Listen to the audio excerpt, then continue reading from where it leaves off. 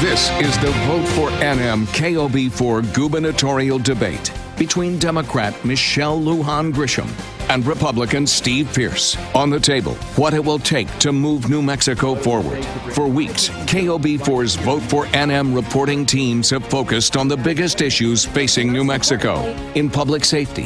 Things around here have really changed. The economy. So how will New Mexico's next governor truly build a strong economic future? And education. Our public education department measures success in 3 areas: our students, schools, and teachers. Tonight's debate questions come directly from 3 town halls around New Mexico.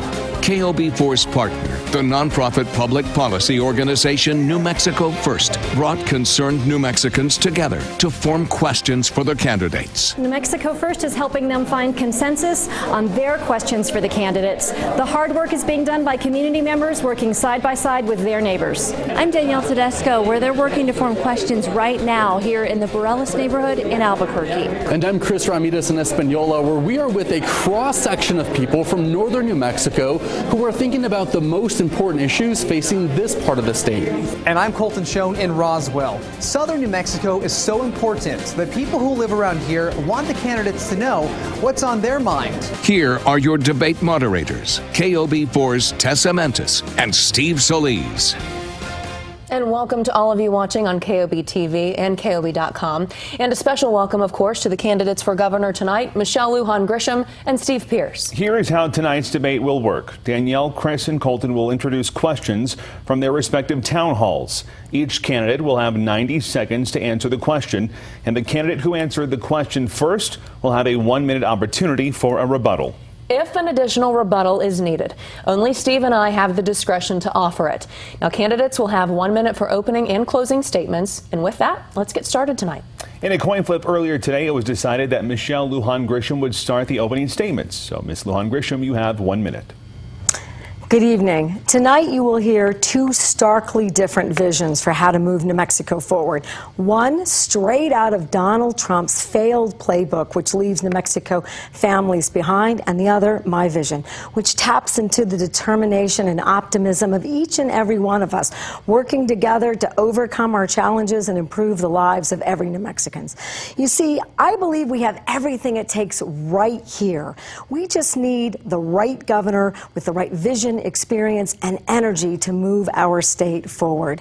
New Mexico has incredible opportunities, enormous wind and solar energy, an unwavering small business community that is stuck by us, an awe-inspiring landscape that continues to attract millions, and we have you, strong, resilient New Mexicans who are willing to work together to make sure that New Mexico realizes its potential. And we have a choice to make, and it's urgent about our future.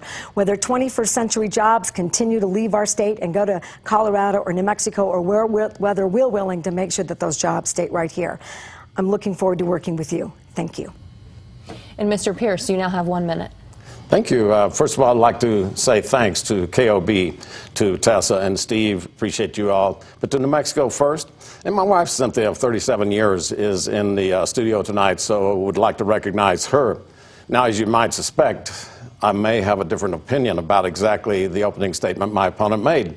I do see that the voters are going to make a choice, but I see the choice somewhat differently. I see a choice between going back to the Richardson era of corruption and cronyism. I think we all have suffered enough embarrassment through that. I'm offering a way forward that says with vision and leadership we can change our culture here, that with vision and leadership we can attack the problems that hold us back, that we can create a more diverse economy, that we can, in fact, improve our schools so that your kids, whether they're going to college or not, have an opportunity to succeed in life, that we can attack the poverty that faces us and holds us back in so many ways, and finally, that we can attack the crime. Those are the 4 key points that we're going to talk about, I think, tonight. Appreciate the opportunity to be here and address you all. Look forward to the debate. Thank you. Okay, let's jump right into our first question. And this first question comes to us from the town hall that met in Roswell. Let's go to our Colton Schoen. Yeah, guys, I'm here with Denise Lucas, who is a teacher here in Roswell, and she has a question about education. New Mexico's public education department plays a key role in ensuring classroom teachers have a place at the table. If elected, How will your new Secretary of Education include teachers in decision making? And if you've already picked this person, who is it? Ms. Lujan Grisham, you're first. Well, thank you very much for having an educator highlight the need for having educators and students and parents participate in redirecting our public education priorities.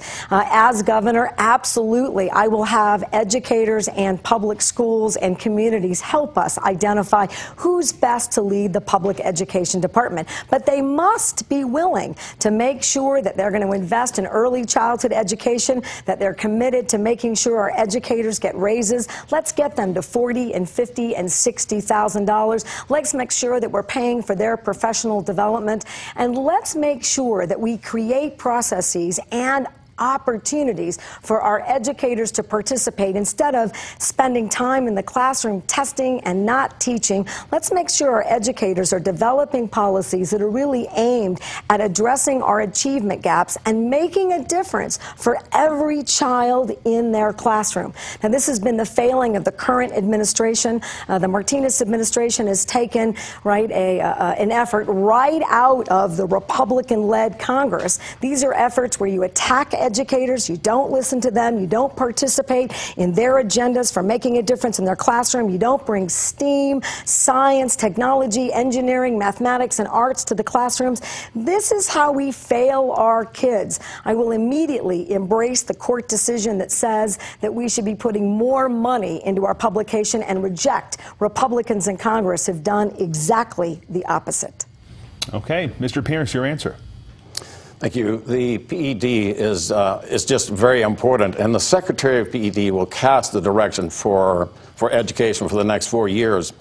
I look for someone who's been in the classroom in New Mexico, but I also look for someone with management experience. It's a huge department, it's a huge task, and too often we don't pay attention to the management role of leadership in these agencies.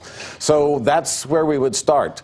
But as far as PED themselves, it feels like when I'm talking to teachers, and we've had probably 100 different meetings with teacher groups, 2 more just this week, and all the time it feels like PED is in a conflict with the teachers. How can you have conflict? How can you have resolution to conflict and still get education? So I'd love for PED to become more of a not less of a compliance institution, more of a research institution, a resource institution. Let's let them provide resources to the schools when they find deficiencies. Let's let them address the problems. But in our education, understand that we've got to be preparing our kids for the future. We've got to give them skill sets in order to get a job. 3 out of 4 of our kids are not going to college. And we're not right now training them for anything, and when they can't succeed in life, they give up, they drift to the streets, or whatever. Let's put them in apprenticeship programs to where they can feel that pathway to success. We'll let our teachers teach and take the divisive problems outside the classroom, put them with specialists. A lot we can do to improve education. The apprenticeship program is one of the keys. Mr. Pearce, thank you. And Ms. Lujan Grisham, you have the rebuttal. Thank you. I mean, it is critical that we get public education right in our state because it's the only way we're going to diversify our economy and really make a difference for our families. Now, Congressman Pearce has voted repeatedly against supporting public schools and public education, including apprenticeships and job training programs. We need a governor whose record indicates that she's willing to work and is, in fact, supported by the vast majority of educators statewide who helped develop a comprehensive plan that addresses each of these issues and make sure that we're ready to create a 21st century world-class education by making sure that universal pre-K and community schools is a design and investing in the success of our educators, removing high-stakes testing, including PARC, and making sure that our educators are part of an evaluation system that gives them the tools and the resources to really make a difference in our classroom. Now, New Mexico was recently sued. The Yazzie Martinez lawsuit says that we are failing our children and not meeting our constitutional requirements, and I will embrace that decision and support public education. Okay, we do have to move on to our next question. We go now to the town hall that met at the Hispano Chamber of Commerce in Southwest Albuquerque. Here's Danielle Tedesco. With Tommy Hernandez now, who has a question on mental health. Yes, thank you, Danielle. Our New Mexico health system was significantly disrupted in the last 5 years. Those challenges include support for mental illnesses such as Alzheimer's and dementia, as well as behavioral health challenges such as addiction for homelessness. If elected, how do you propose to ensure we have an adequate infrastructure of services for people with a wide array of mental health needs? All right, Mr. Pearce, you're up. Thank you. Adequate infrastructure for mental health is essentially and very important. I could have told the leadership in New Mexico when they outsourced to a different state our mental health, the operations of our mental health, that we would get the closing of facilities in the small towns, and that's exactly what happened. An out-of-state company is more interested in rates of return on investment. Here we had a full array of services in our small communities and our small schools. We're going to have to reestablish that infrastructure. We'll do that through our spending programs for mental and behavioral health, for drug counseling, and that's essential. Again, if we're going to contend with poverty, we must be addressing these questions, and so that infrastructure is going to have to be rebuilt. Now, people wonder, where are we going to get the money? First of all, right now, the estimates are that we incarcerate about 30% of our mental and behavioral health problems. That's not where they belong. We should get them out of the penal institutions, put them back into treatment programs, and the funding that has been used to warehouse them right now in our institutions would then be returned over to the mental behavioral health counseling. This is such an important part. All health, physical health, begins with mental health. And when we understand that, we will address it with the proper sincerity. We will deal with the need for our small schools to have all sorts of counseling. Again, when we're talking about taking the problems out of the classroom, many times our teachers are held responsible for mental behavioral health problems, for anger management. Take those and put them with specialists outside the classroom. When they're ready, put them back in the classroom. That's the way we'll deal with the mental and behavioral health problems. Mr. Pearce, thank you. Ms. Michelle Lujan Grisham. I have fought the Martinez administration on the complete abdication and failure by canceling every single Medicaid contract for behavioral health services inside the state of New Mexico. Tommy, I want to thank you for actually coupling two issues. You know, I'm a caregiver from my mother, and while she doesn't have Alzheimer's, she does have issues with memory and cognitive impairments, and it's tough out there for caregivers. We no longer have a serious long-term care strategy, which is just a couple of weeks ago, I proudly passed, with the help of my bipartisan Republican colleagues, a legacy bill called CareCorps, which will assist caregivers, particularly those who are providing support to their family members and loved ones with Alzheimer's and related diseases. And then when it comes to behavioral health, we've got to have a robust, comprehensive strategy. In fact, just today, I am working with a family with a 33-year-old young man who's eligible for Medicaid, but with Medicaid in our state is not eligible to any detox or real inpatient long-term services so that he can recover from his serious addiction. So we need to create long-term inpatient strategies that will finally address our addiction issues. And in fact, we need to use medical cannabis to make sure that we're tackling right up front our opioid addiction problems. This is a state that said that we don't want Medicaid. My opponent has repeatedly voted to reduce or frankly eradicate any Medicaid protections for programs such as behavioral health services for all New Mexicans. Okay, Mr. Pearce, your rebuttal. Sure. First of all, I would like to go back to the last question. When my opponent says that somehow I voted against education, that's a political trick, saying if you vote against an appropriation that you're against everything in the appropriation. In that regard, she would be guilty of that too. But when you look at specific votes on education itself, she voted against letting Common Core let New Mexico choose against Common Core here in New Mexico. That's a remarkable vote from her. But then in the same period of time, she voted that Washington should keep control of our schools. Again, I think local control is much better. New Mexico control is better. But if we will push that control down to the superintendent level, we're going to get better decisions. Now, on the mental health, behavioral health, I understand that medical cannabis is useful, and we have endorsed the use of that. We should look at it, and we will see that it's used properly. But my opponent and I differ tremendously. She would legalize the recreational marijuana. I think it's just one more stumbling block to the people who are on Medicaid. Let's move on to our next question. Our Chris Ramirez was at the town hall that met in northern New Mexico at Northern New Mexico College in Española. Chris. Yeah, guys, this is Anthony Lopez. He lives in Pewaukee. And Anthony, you have a question about water. I do. Growing up, I've noticed the water levels in New Mexico's lakes, rivers, and streams have declined substantially. As governor, how do you approach managing our dwindling water supply? For the first answer, let's go to Michelle Lujan Grisham.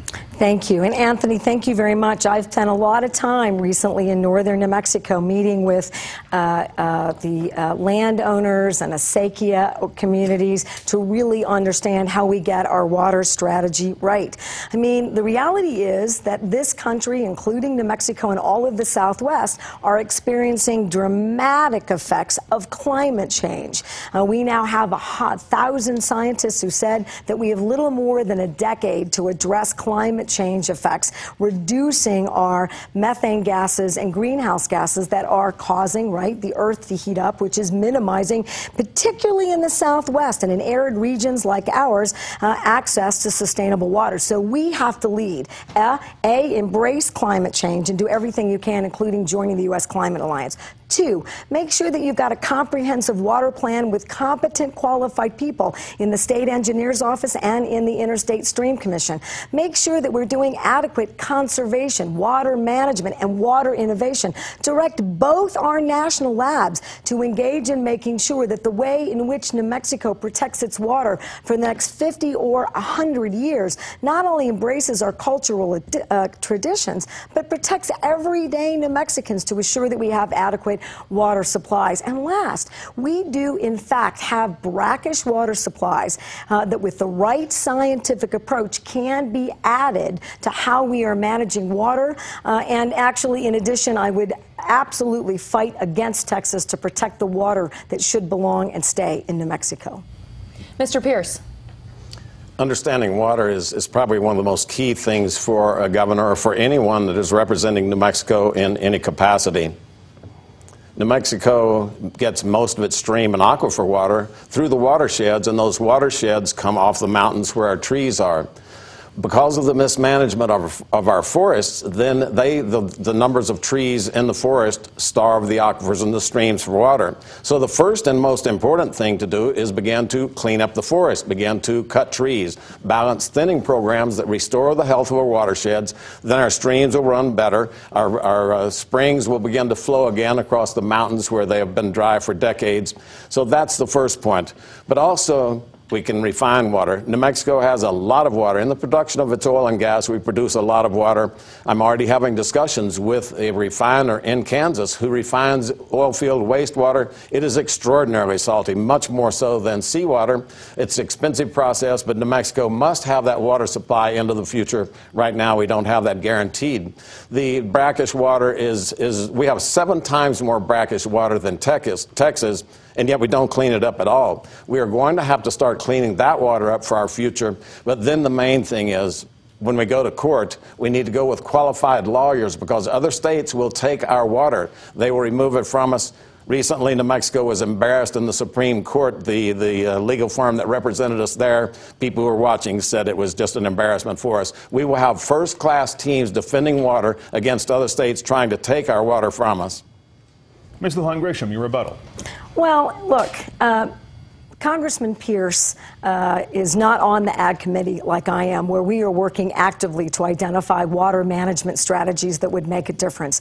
In addition, he has failed leadership on making sure that produced water in oil and gas, that reuse issues are taken, that we're doing everything we can, primarily in his district, where the largest problem exists. And I would never outsource that work to Kansas or another out-of-state corporation. Look, these are jobs for New Mexicans where we're very clear about making sure that we clean up our water. In just the same way as a member of Congress, I forced for the first time the Air Force to clean up the jet fuel spill that threatens Albuquerque's drinking water. I know a thing or two about leadership and about holding the right folks accountable to make the differences that we need. This is an issue of serious leadership and critical planning, which is why we've been working with water experts over the last 2 years to develop a comprehensive 50-year water plan for New Mexico. Moving on to our next question, we want to go back to Danielle Tedesco, who was at the Albuquerque Town Hall. We have a question on crime now from Marla Gorena. Thank you, Danielle. Recidivism rates in New Mexico are higher than most of our neighboring states, with almost 40% of incarcerated people becoming repeat offenders. Our current approach to crime is not working. If elected governor, what intervention programs would you take to reduce recidivism and also prevent crime before it happens? Mr. Pearce, we'll start with you.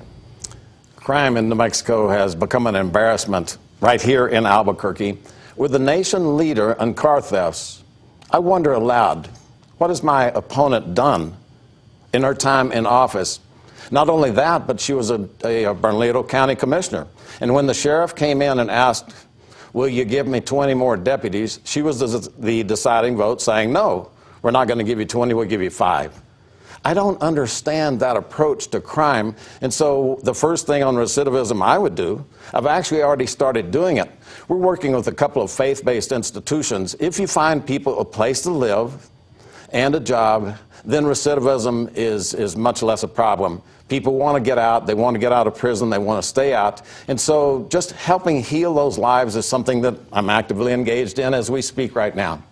We'll continue to expand that program, but also if we will catch first-time offenders, and we find some, right now our judges tell us that many times they don't even sentence people till the 7th, 8th, or 9th time.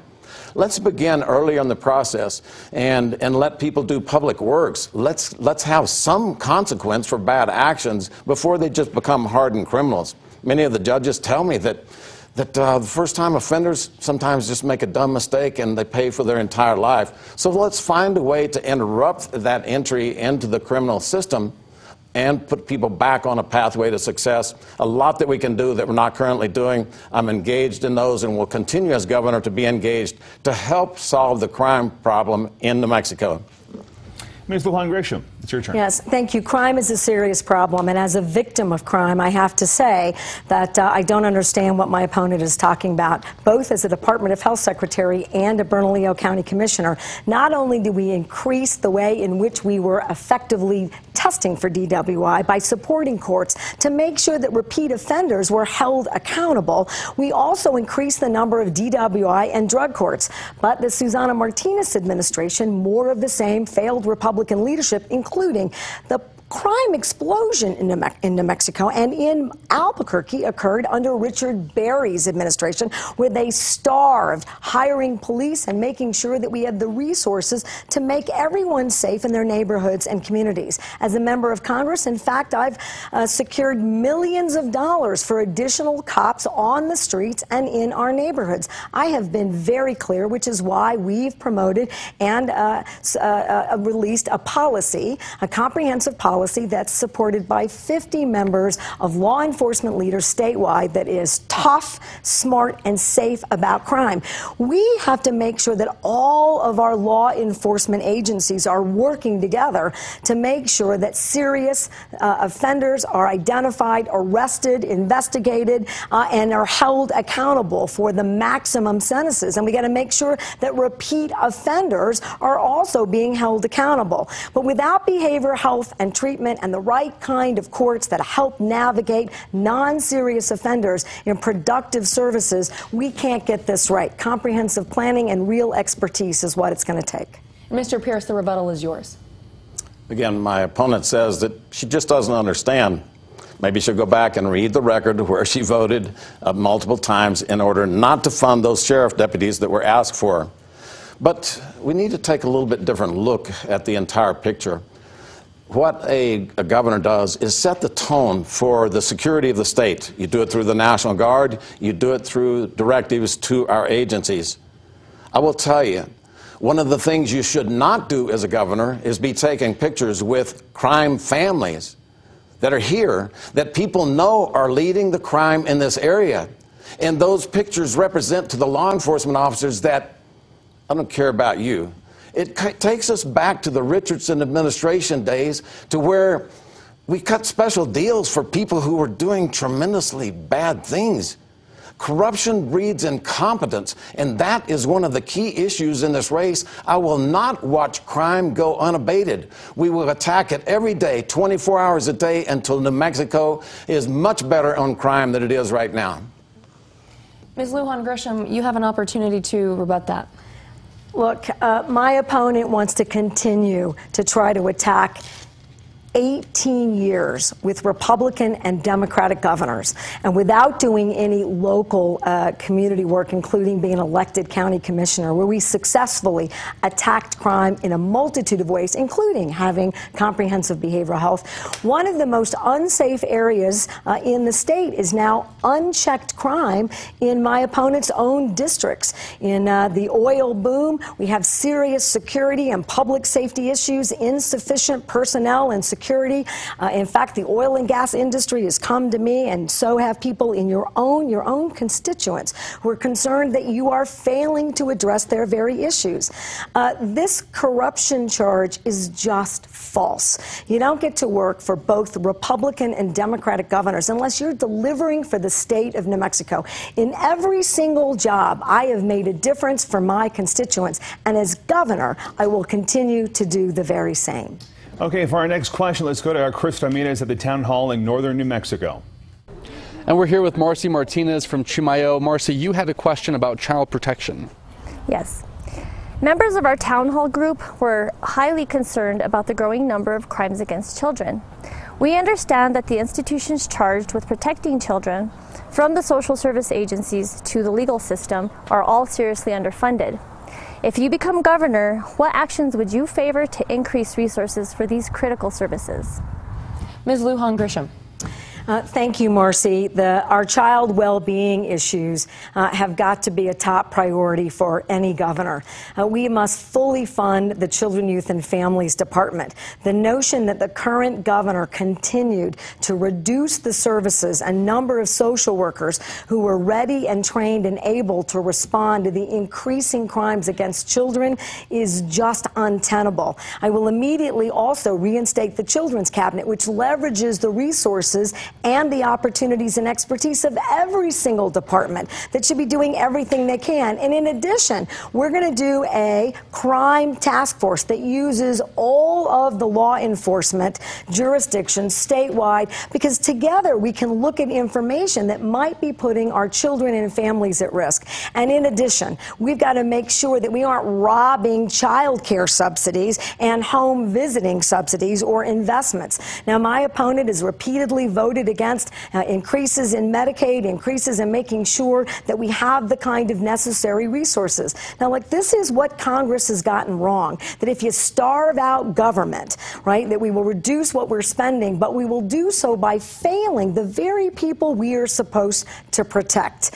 Children, youth, and families needs to be a top priority in the next administration. I would also invest in making sure that social workers are getting the kind of support from high school and into their community colleges and four-year higher education institutions by making sure that we pay for their college to get that level of expertise so that they can support the children in New Mexico. Okay, Mr. Pearce, you're up. The Children, Youth, and Families Department is just inoperable at this current time. People, all citizens, are offended at what is happening to our youngsters. How can we let that go on? And when you see a caseworker laughing with a police officer about that teacher that was just kind of hyperventilating and kept reporting this young girl being sold into prostitution, we have offenses happening to our children that we have never imagined in history, and especially not in this state. We have decent families and we have good people, and somehow this goes on. The governor, again, has to set the tone, set the role that we will take no offenses to our kids. We will accept nothing. Now, it's important for us to look at a recent occurrence.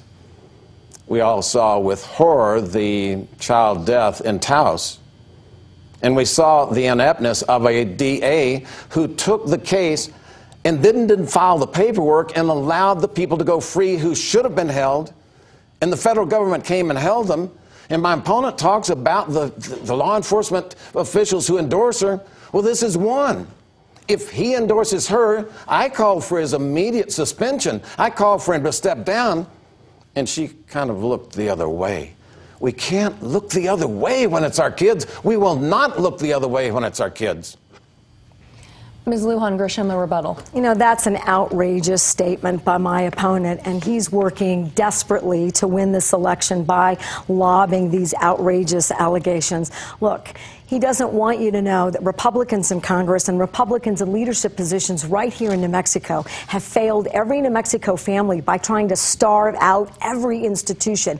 I don't think that any DA should be able to have as an excuse that they failed to meet the needs and safety of anyone in their community, which means that we have to have the efforts to make sure that they're held accountable, but they also have to have the resources to do their jobs. You can't keep cutting the district attorneys, the public defenders, the courts. You can't stop investing in the health and well-being of our families. We can't continue to force them into poverty. Look, for every 10-cent raise that you get in New Mexico, you lose $600 of benefits. Now, that's my opponent's agenda and the Republican strategy. It has failed New Mexico families. It has failed our children, and it's time to say no to those failed policies. Now, for our next question, we're running a little heavy on time, so there will not be a rebuttal in this question. We do want to go to Colton Schoen, who met with people living in southeastern New Mexico. Yeah, that's right. I'm here with Juliana Halverson, who is a resident of Roswell, and she has a question for our candidates about immigration. Yeah, given the trend of municipalities choosing to become sanctuary cities and not complying with ICE regulations, as governor, what is your stance on this issue? Mr. Pearce, your answer. Yes, I am totally opposed to the sanctuary policy. If you can choose to enforce one law and not another law, then who's to say when we stop that process? Now, I will just tell you that immigration is something that we must have in the United States. It's where we get a lot of vitality. There's nothing more, I guess, heartwarming than people who will leave a family, leave their home, and come to a place to make a life. Sometimes they can't speak the language, maybe they have no contacts. And that's the sort of spirit that we want to come in.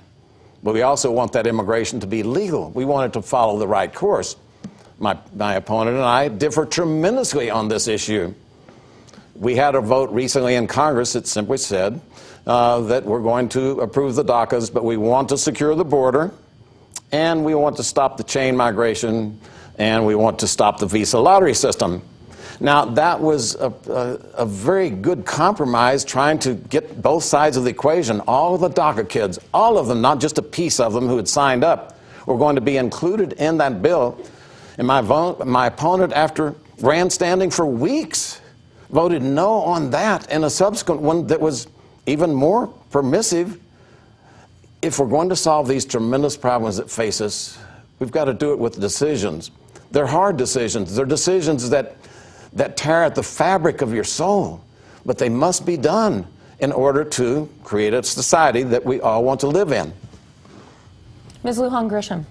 Look, my opponent is continuing to fabricate my record in Congress. In fact, I'm in a leadership role on making sure that we hold the Trump administration accountable for things like child separation. And the bills that I was working on actually secured the border to make sure that the most nefarious actors are caught at the border and not allowed to be in any of our communities. The very same bill that the late Senator McCain, the USA Act, introduced verbatim in the Senate, because it was the most bipartisan bill, and it was the strongest border security bill that in fact really protected dreamers, unlike my opponent's bill that had not a single additional member of Congress supporting.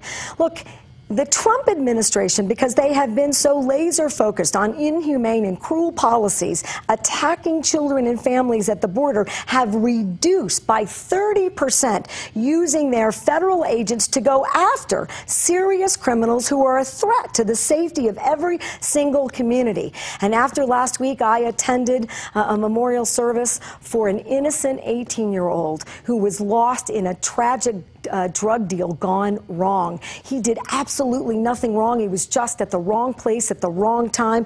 I will not, as governor, allow Donald Trump or anyone else to take access or control of any federal agents or local law enforcement agents who should be in our communities or at the border making sure we're safe. For our next question, we go back out to Roswell. Colton. Yeah, that's right. I'm here with Dr. Ann Lynn McElroy, who is a superintendent here in Roswell, and she has a question about road safety. That's right. There are roads so dangerous in southeast New Mexico that I won't even let my friends and family use them. In fact, school bus drivers won't use them either. So I want to know, what is your plan to identify and address the most egregious safety corridors in New Mexico? Ms. Lujan Grisham, your answer. Oh, thank you very much. New Mexico is $6 billion behind in investing in our infrastructure, and that includes making sure that our roads and bridges are safe. Southeastern New Mexico has long been ignored, including by its current representative, to make sure that those infrastructure investments not only invested but maintained. And in fact, the most important thing is our public safety and the safety of those children on those buses. Look, these old two-lane roads were developed for agriculture, and they were not developed for huge oil tankers and rigs bringing oil and large products and wastewater on those roads. So I would immediately lead by having infrastructure investments that are prioritized for every unsafe road, including those in Eddy and Lee County. And in addition, I have already begun working with the oil and gas community, who has several ideas about how we can work together to assure that we have resources to develop and invest in infrastructure statewide, including safe drinking water, but also directly participating in improving the quality and the public safety issues of the roads in southeastern New Mexico. My opponent wants to produce or support toll roads, and the problem with this is back to hard-working, average middle-class New Mexicans would be asked to pay, including school districts, for the use of those roads instead of using the infrastructure funds that we currently have available and asking the oil and gas industry to continue to do their part. Mr. Pearce. The governor for New Mexico is a governor for the entire state. Now, it's obvious that my opponent has no clue about what it's like to get road funds in the southeast part of the state. We make such heavy contributions to the state road funds. Almost 40% of every dollar comes from the oil and gas fields, but it's impossible to get that money back there. People have worked for decades. One of the reasons I'm running for governor is the frustration that we can, from New Mexico or from Washington, designate the water or the money for roads. And then when it got here, the first road I designated was 285 south of Carlsbad in about 2003 or 4. And Governor Richardson then redirected that money and said, well, we're going to use it on a different road. That is one of the things that is just very hard to deal with. Now, what I have suggested is that we will go to the oil companies in those heavily trafficked counties and we'll ask them to build roads. Now, my opponent makes fun of the toll road idea. What she will allow is those trucks waiting from Texas at the state line coming into Carlsbad and into Eddy County, almost an hour wait to get through Jow. Those are Texas trucks coming here, never pay a cent.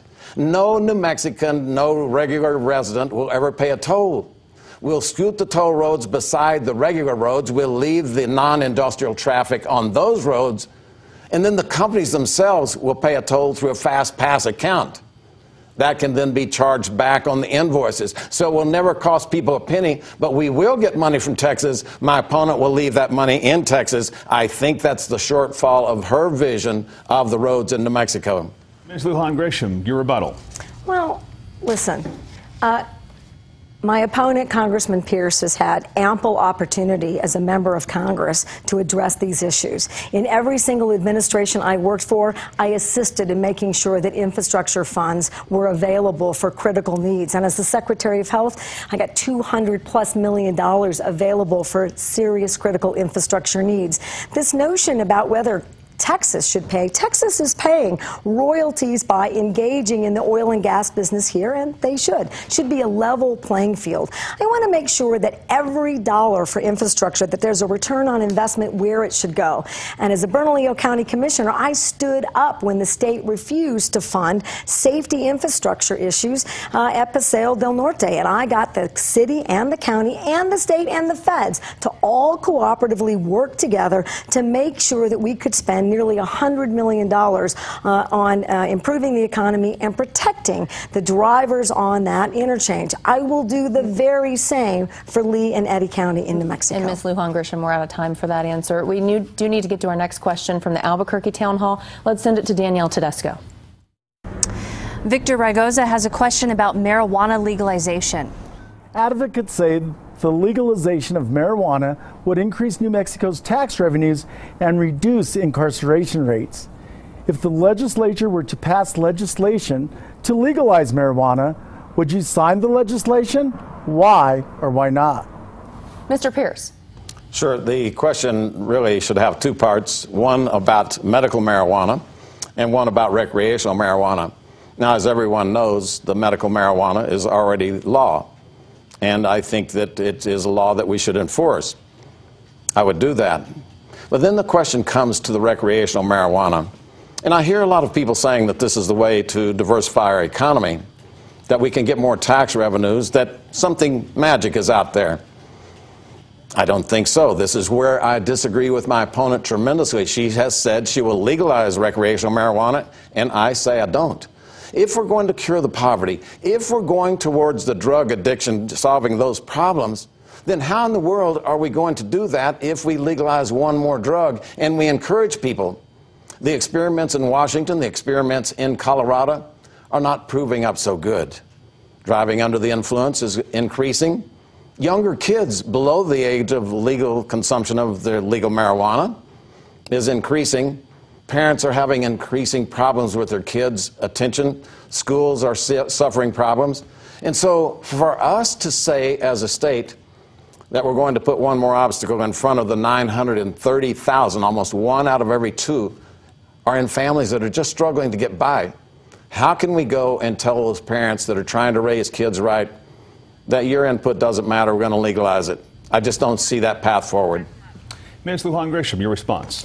Look, if we're interested in doing something about poverty, and certainly I am, which is why I have a detailed poverty plan, then we should be supporting the working families tax credit and the earned income tax credit. We should be robustly subsidizing child care that can be as much as $1,700 a month for somebody who's working at minimum wage. We should protect them from predatory lending. We should make sure that they have adequate, safe, affordable housing.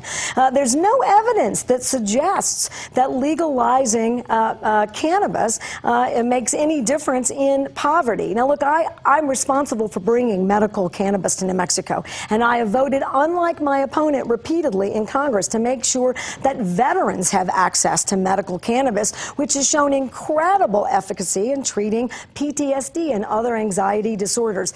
If the New Mexico legislature gives me a bill that protects medical cannabis, that deals with underage use and prevention, that deals with workplace intoxication and driving intoxication, then that's a bill with the right kind of robust, clear, critical requirements that I would sign that could add as much as $200 million to New Mexico, and that would be a place to jumpstart our behavioral health system. Steve Pearce, your rebuttal. The idea that we're going to have these robust protections in the law. Maybe we should start with alcohol first before we experiment with this dangerous idea of just putting marijuana, legalizing and putting it in front of our kids. I will just tell you that I disagree with my opponent intensely on this, and I think that that's going to be something that really defines this race, this different view on the future of New Mexico. Now, I would like to go back to the last question when my opponent said that the companies are already paying royalties here. Again, in the last debate, she indicated her lack of knowledge of the oil and gas business. And again, she indicates that the royalties are paid by the companies that have the wells. The people who drive trucks over are the ones providing service to those wells. So the service companies are using our roads free of charge. They don't buy diesel here. They can fuel up in Midland, Odessa, or in Pecos, wherever it is. They come in and never contribute to our economy, and they take a lot of money out. Mr. I would Pearce, charge them. We are out of time. Thank you. Our next question was formed at the town hall in Espanola. Let's go to Chris Ramirez. We're here with Erica Velarde, who is an engineer in Santa Fe. You have a question specifically about state government personnel. Thank you. State government positions and services have been downsized over many years, resulting in inadequate staffing for many important public services such as child protective services. What is your vision for funding state government, including staffing and compensation, to ensure New Mexicans receive the services they need? Michelle Lujan Grisham, you're up. So for the past 2 years on my campaign, I have heard over and over again painstaking stories from state workers who've been demoralized and disrespected. And even now, they're consolidating human resource positions so that no agency has the opportunity to directly engage in filling critical positions. I mean, this is exactly what happened at Children, Youth, and Families. It's the reason the Human Services Department is being sued multiple times by the federal government. It's the reason the Corrections Department is so understaffed that each of our corrections systems is incredibly volatile and unsafe. As governor, I'll respect state workers and not try to engage in a design that fails state government or public service by starving it to death.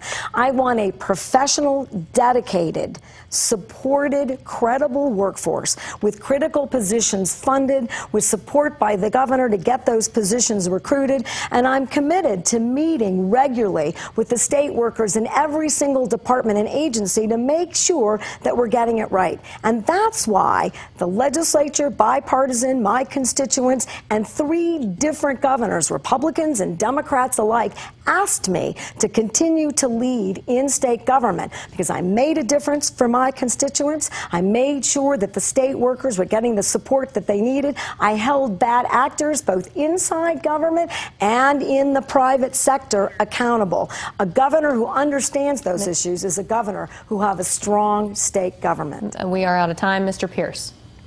Thank you. The CYFD, again, the Child Protection, is one of the most critical agencies, and the workers in that group tell me that they're paid less than adult services. So many of them just choose to go over to the other side of the building and work there. We're going to equalize the pay between departments, but we're also going to support those people who are trying to deal with these offenses to our children. We are not going to accept it in any capacity. Now, one of the things that they have to wrestle with in CYFD is that the parents get to prove every time that they aren't any better parent. So you can take away one child because of abuse to that child, and the others stay in the house. And then they have to abuse a second one, and that one is removed. Other states say if you remove one, you remove your right to be a parent. We'll take all the kids, and when you demonstrate that you're somehow able to deal with your kids again, that you've gotten off of drugs, that you're maybe a changed person, then you can get the kids back. So that's where we begin to really address kind of this grinding emotional trauma of dealing with the abuse that our kids face every day in homes here. That abuse sometimes to feed a drug habit. We're just not going to tolerate that in New Mexico. Out of fairness and a shortage of time, we won't have time for a rebuttal here, so we'll move on to our next question, which comes to us from Roswell. Here's our Colton Schoen. Yeah, that's right. I'm here with Raymond Mondragon from Clovis, and he has a question about economic development. What do you believe stands in the way businesses coming to New Mexico, and what is your plan to remove those barriers? Mr. Pearce. The things that stand in the way of businesses, I understand because my wife were in small business trying to make it work. The most important thing that stands in the way is New Mexico is hostile to businesses. Ask any business owner. I was just in Jal last week. There were 3 companies that were wanting to build buildings in Jal, and they ended up shrugging and moving south into Kermit and built there because it was just too hard to get the permits, too hard to get the state to come in and look and see if they were going to be able to hook up to the sewer system. New Mexico continues to drive businesses out of state. So the first thing we're going to do is cure that hostility. We're going to visit with the agencies who are in charge of these permitting processes, in charge of the regulations. We need regulations to protect the water, to protect our environment, to protect the people. But they don't need to be punitive to the point of driving businesses out of the state. Our tax policies also are just onerous. The tax department can't give certainty on anything. We have, as a congressman, I have stepped in to protect against this tax and rev department in New Mexico when they're treating our constituents unfairly and improperly and not in accordance with the law. So for New Mexico to thrive, we're going to have to cure these main obstacles. We can bring businesses to New Mexico. We can expand the businesses that are here. That's my background. I am certain I'm going to do it. But we must cure this hostility towards business. Ms. Lujan Grisham, you're up. I see a state that's full of economic potential, but we've just never realized it. One of the most important jobs of a governor is to have every single partner in every single community working cohesively on an economic development plan. Now, we have failed to do that in the last 8 years, and I will return to a spirit of cooperation implementing detailed plans. So let's start by having 8 different economic sectors, making sure that we're investing in everything from aerospace to cybersecurity, bioscience to value-added ag to film production, and making sure that you're investing, right? Your investments align with things like film production so that you've got infrastructure for sound stages and film production studios, and that you're training kids in high school to be entrepreneurs and to be producers, making sure that you're investing in connectivity. Look, businesses in New Mexico need high-speed internet, which is why, as a member of Congress, I've worked to get hundreds of millions of dollars, not only in the Farm Bill, but in independent legislation to support New Mexico investments to do just that. As governor, I will work with every single business and every single person in the state of New Mexico to make sure that we signal everywhere in the country that not only is New Mexico open for business, that we have the talent and the opportunity right here. We're going to lead in renewable energy. We're going to lead in aerospace. We're going to lead in any number of areas that will make sure that we have critical jobs for New Mexicans no matter where they live. Thank you, Ms. Lujan Grisham. We are very tight on time, so I do want to let the candidates and our viewers know that we will have no time for rebuttals the rest of this debate. We want to get to our next question, so let's go to Chris Ramirez in Espanola. Yeah, guys, this is Teresa Cardenas, and Teresa, you have a question about water. Yes, I do. Through the Rio Grande Compact, New Mexico is forced to share water with other states. As governor, how would you deal with the water compact case that is before the U.S. Supreme Court? First response, Michelle Lujan Grisham. So I disagree that New Mexico decided to interrupt the current settlements we have with states, including Texas, about our water in the water compacts.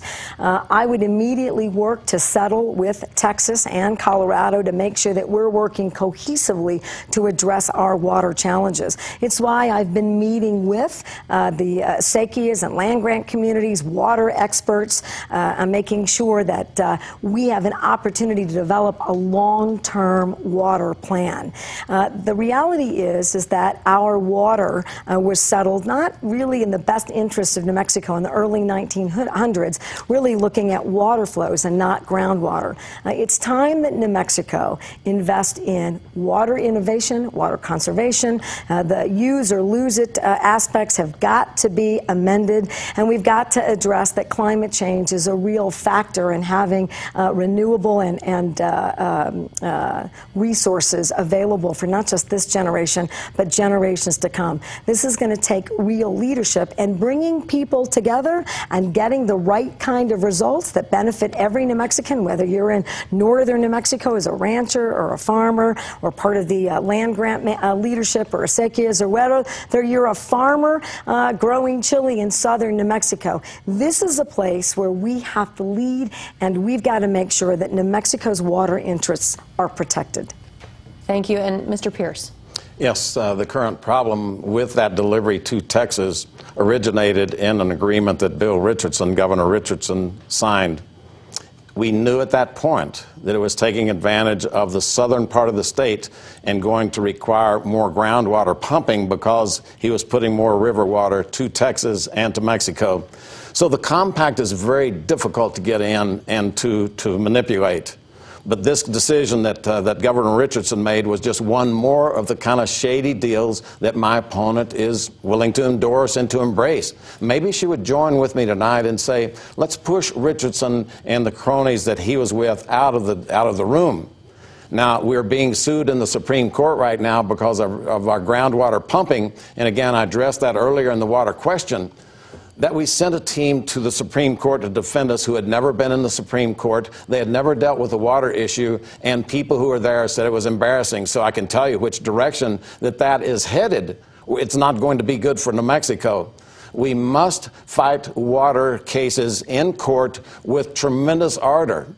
Colorado, Texas, California, all states would come and take our water, and we're sort of haphazard in our defense. We must establish a legal protection fund and go to court and fight everybody who will try to take our water. That is my commitment as a governor. Thank you, Mr. Pearce. And that ends the question and answer portion of this debate. We are now going to give the candidates 1 minute each for closing statements. And based on today's coin flip, we start with Michelle Lujan Grisham. Tonight, my opponent misled viewers about his lifelong record. He's misled you about his support for public schools because he's repeatedly voted to destroy them. He's misled you about giving New Mexicans access to health care because he's voted repeatedly to deny access and protections to more than 300,000 children and families. And he's misled you about his support for hardworking, middle-class New Mexicans by repeatedly voting against fair pay. And if that's not bad enough, he spent his entire campaign in the debate tonight attacking me instead of having solid solutions for moving New Mexico forward. These false allegations and debunked theories are just nonsense. And I'm hoping that viewers tonight will reject that. The reality is, what he doesn't want you to know is that when I was health secretary, I doubled the number of school-based health centers, fixed failed nursing homes, and was praised by the Department of Justice. If you remember one thing from tonight's debate, make sure that you're supporting the governor, who has a real record of getting things done. Thank you, and that's the truth. Thank you, Ms. Lujan Grisham. Mr. Pearce, you're up. Again, I had a prepared statement, but I believe I'll deviate from that. And my opponent talks about the record. She was the Secretary of Health when the DOJ came in and shut down Fort Bayard, and she quit during the middle of it. And she says in her ad that it wasn't me, they were talking about someone else. So we posted just tonight before going on, so go to my webpage, Pearce for New Mexico, see the court documents, United States versus State of New Mexico, and Michelle Lujan Grisham. It was her, and she quit before the problem was solved. If she can't run a department, how in the world can she run the state? That's the essential question for us tonight. We have tremendous numbers of opportunities for us as a state. We just have to start accessing them. It's going to take management. It's going to take grit. It's going to take determination. And I have those throughout my career. I've exhibited those. I'm asking, thankfully, for your vote tonight. I appreciate your prayers and your support. God bless you. Thank you very much. This ends our Vote for NM debate. We want to thank our debate partners, New Mexico First. And of course, we thank the candidates Steve Pearce and Michelle Lujan Grisham. Don't forget, Election Day is November 6th. KOB4 is planning extensive election night coverage. Have a great night. We'll see you back here for KOB Eyewitness News 4 at 10.